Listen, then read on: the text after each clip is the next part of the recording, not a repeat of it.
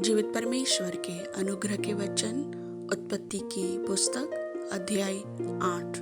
परंतु परमेश्वर ने नूह और जितने जंगली पशु और घरेलू पशु उसके संग जहाज में थे उन सभी की सुधि ली, और परमेश्वर ने पृथ्वी पर पवन बहाई और जल घटने लगा। गहरे समुद्र के सोते और आकाश के झरोखे बंद हो गए, और उससे जो वर्षा होती थी वह भी थम गई। और 150 दिन के पश्चात जल पृथ्वी पर से लगातार घटने लगा। 7वें महीने के 17वें दिन को जहाज अरारात नामक पहाड़ पर टिक गया, और जल 10वें महीने तक घटता चला गया। और 10वें महीने के पहले दिन को पहाड़ों की चोटियां दिखाई दी। फिर ऐसा हुआ कि 40 दिन के पश्चात नूह ने अपने बनाए हुए जहाज की खिड़की को खोलकर एक कौवा उड़ा दिया। जब तक जल पृथ्वी पर से सूख न गया तब तक कौवा इधर उधर फिरता रहा। फिर उसने अपने पास से एक कबूतरी को भी उड़ा दिया कि देखे कि जल भूमि से घट गया कि नहीं। उस कबूतरी को अपने पैर टेकने के लिए कोई आधार न मिला, तो वह उसके पास जहाज में लौट आई, क्योंकि सारी पृथ्वी के ऊपर जल ही जल छाया था। तब उसने हाथ बढ़ाकर उसे अपने पास जहाज में ले लिया। तब और 7 दिन तक ठहर कर उसने उसी कबूतरी को जहाज में से फिर उड़ा दिया। और कबूतरी सांझ के समय उसके पास आ गई, तो क्या देखा कि उसकी चोंच में जैतून का एक नया पत्ता है।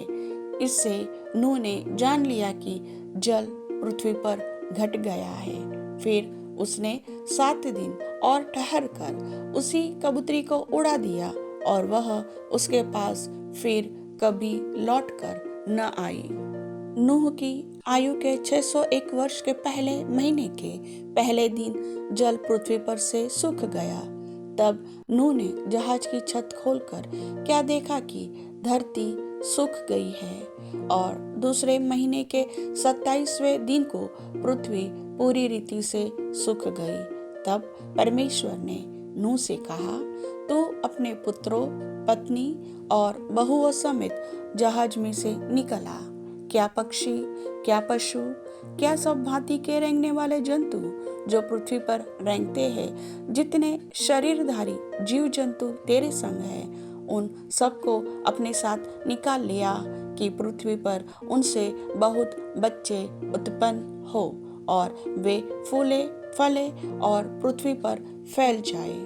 तब नूह और उसके पुत्र और पत्नी और बहुएं निकल आई, और सब चौपाए रेंगने वाले जंतु और पक्षी और जितने जीव जंतु पृथ्वी पर चलते फिरते हैं, सब जाति जाति करके जहाज में से निकल आए। तब नूह ने यहोवा के लिए एक वेदी बनाई, और सब शुद्ध पशुओं और सब शुद्ध पक्षियों में से कुछ कुछ लेकर वेदी पर होम बलि चढ़ाया।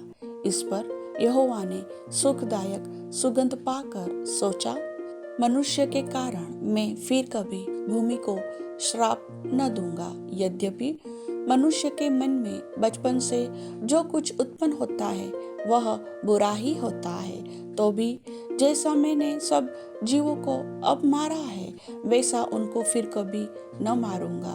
अब से जब तक पृथ्वी बनी रहेगी तब तक बोने और काटने के समय, ठंडा और तपन, धूपकाल और शीतकाल, दिन और रात निरंतर होते चले जाएंगे।